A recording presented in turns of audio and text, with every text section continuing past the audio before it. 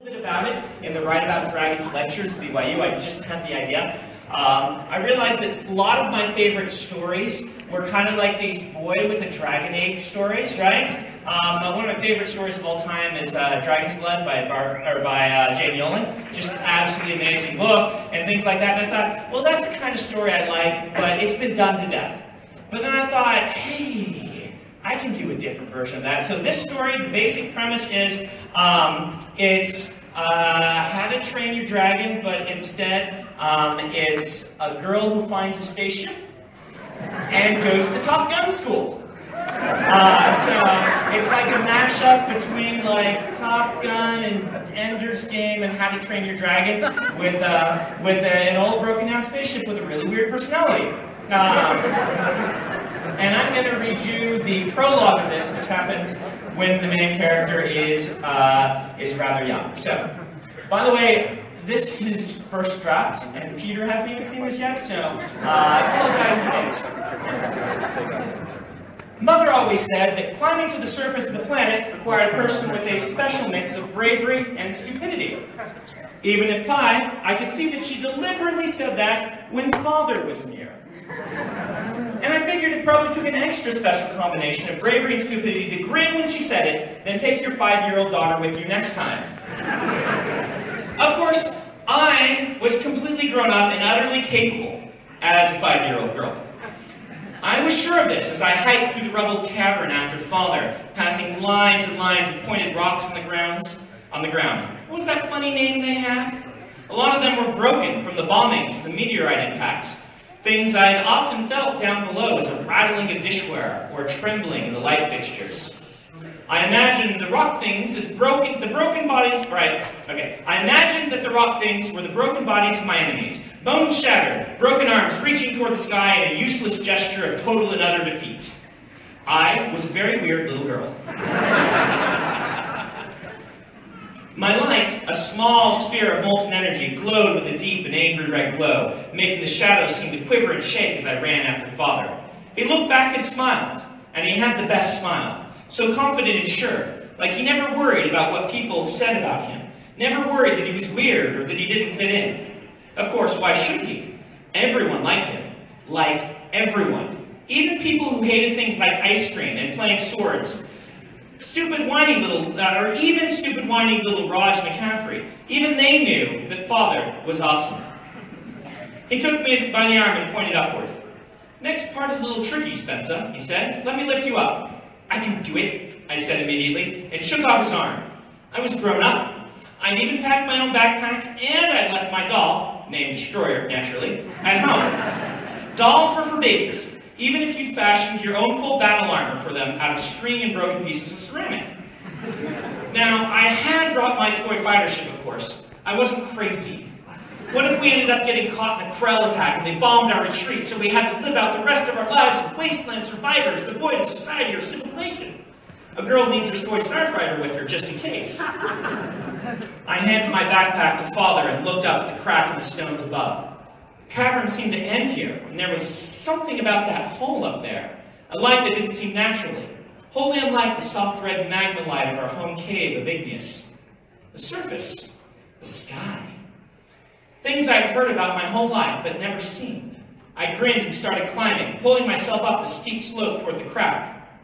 My hands scraped the rock as I slipped, but I didn't cry. The daughters of starfighters did not cry. I gritted my teeth and kept climbing up the rocks. The crack wasn't that high up, but it looked like 100 feet away in my eyes. I hated being so small. Any day now, I was going to go tall like my father. Then, for once, I wouldn't be the smallest kid around. I'd be so tall, I'd laugh at them from so up high, and they'd be forced to admit how great I was. I growled softly as I reached the top of a rock and scrambled up. I was climbing something that was half rubble, half rock wall, and the next knob I needed to get was just out of reach. I eyed it, then I jumped, determined, like a good, defiant girl. I had the heart of a star dragon, and the body of a 5-year-old, so I missed by a good 2 feet. A strong hand seized me from behind before I could fall too far. Father chuckled, holding me by the back of my jumpsuit, which I'd painted with markers to look like his flight suit, with a safety pin marking where he wore his pilot's pin. He pulled me back onto the rock beside him, then reached out with his right hand and activated his light line. He wore the device like a metal band, or the device is a metal band like a bracelet. But once he engaged it by tapping thumb and little finger, the band glowed with a bright molten light. He touched a stone up above, and when he drew his hand back, it left a thick line of light, like a glowing rope, attached to the rock. He stuck the other end to me, wrapping it around so it fit snug under my arms. I always thought that light lines should be hot and burn to the touch, but they were instead just snugly warm, like a hug. "Okay, Spencer," he said, "try it again." "I don't need this," I said, plucking at the safety rope. Humor a worried father. "Worried?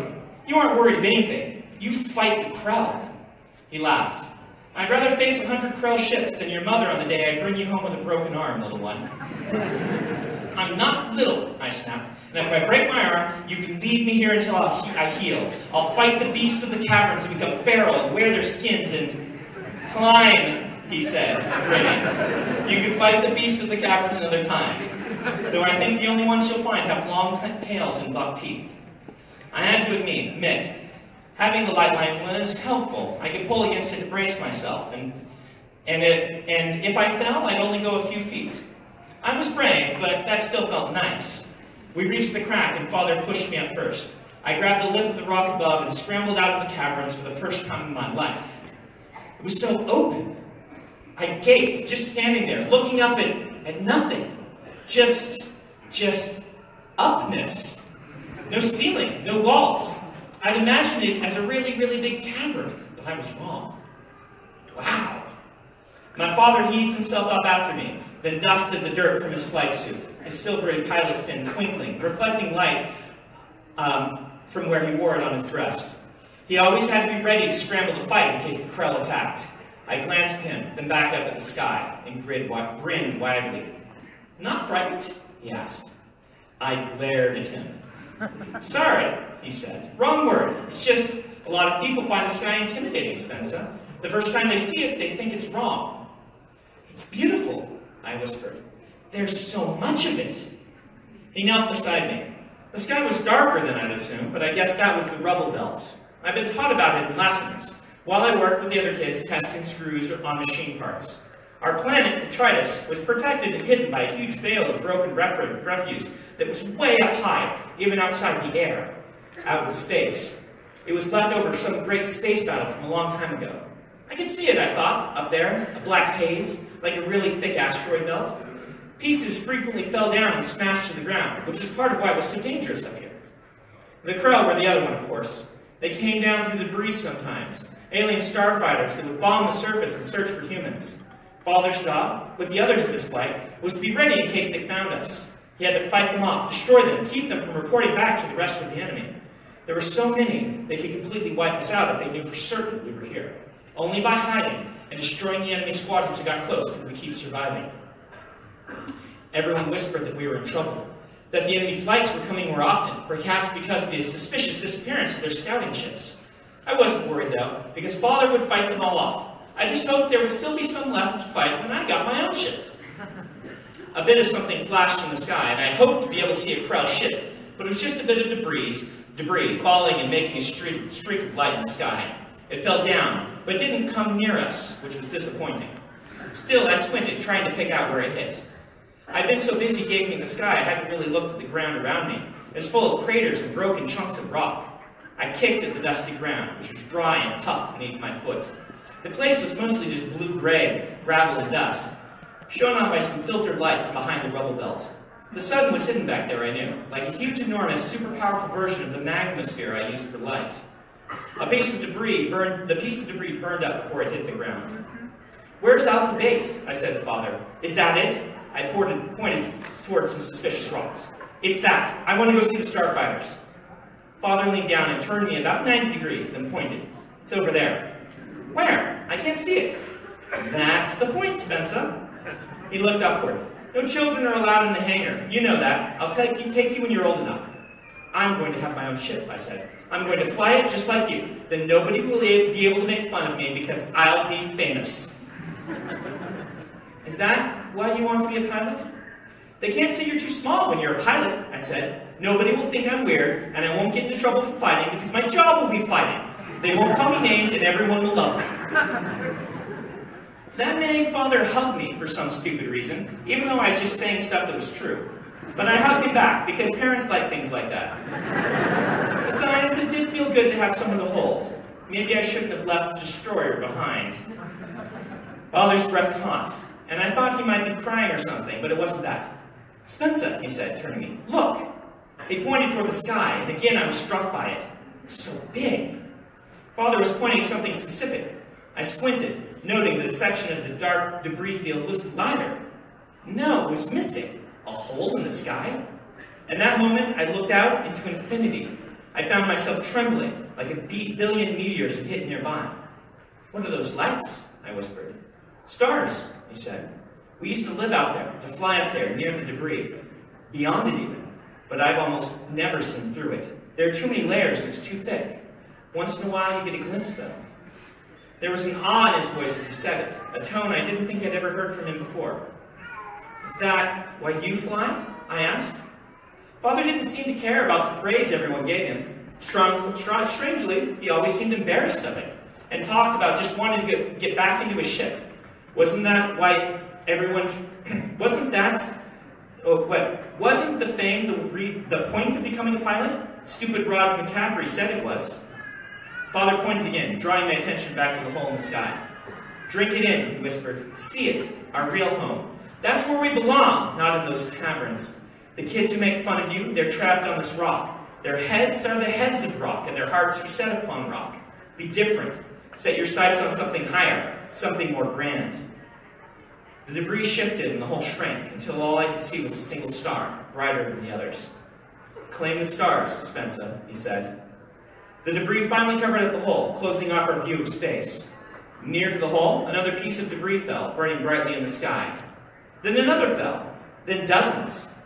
Father gasped and was reaching for his personal radio, a super advanced piece of technology that was given only to pilots. He lifted the blocky device to his mouth, but sound started coming out of it before he could talk. "Large Krell breach sighted," a voice came through the radio. "Emergency! An extremely large group of fighters have breached the debris field. All fighters report in." There was a pause. "Sky, help us. They're heading right for Alpha Base. They found us." Father lowered his radio, then looked at me. "Let's get you back." "They need you," I said, refusing to budge. "You've got to go fight." "I have to get you. I can get back myself. It was a straight trip through the cavern, except that last turn. I'll get home." He debated, glancing back toward the debris, signed that the Krell had blasted a hole in the debris to get their starfighters down through. The radio crackled again. I got a chill listening to it.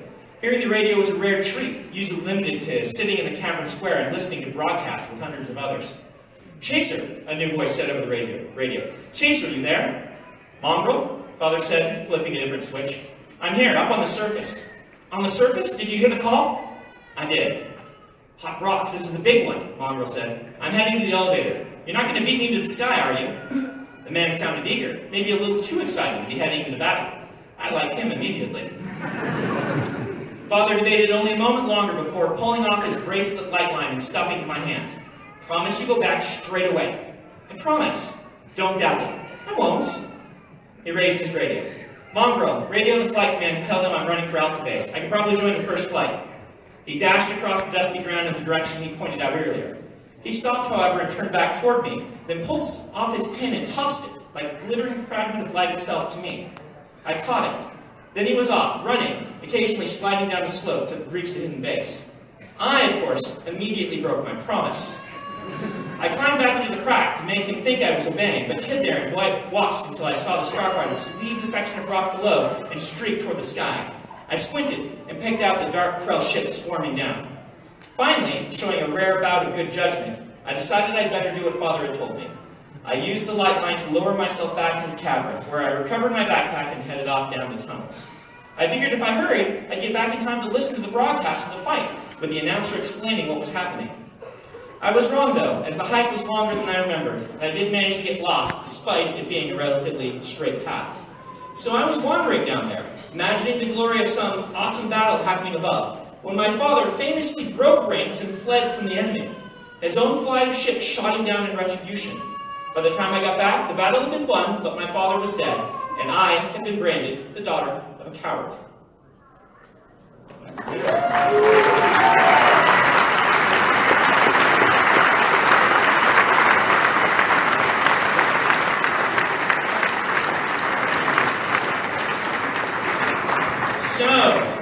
If you guys recorded that with the reading, just post a warning on the recording that if you're planning to come to one of my readings, the signings in the future, you may not want to watch the reading so they can experience it in person. But I don't mind if you post these things online. That is it. The time has come. Don't get up yet. Tammy's going to tell you how to go about getting your book. I'm going to head to the signing area. I look forward to seeing you guys. Thank you so much. Enjoy Oathbringer.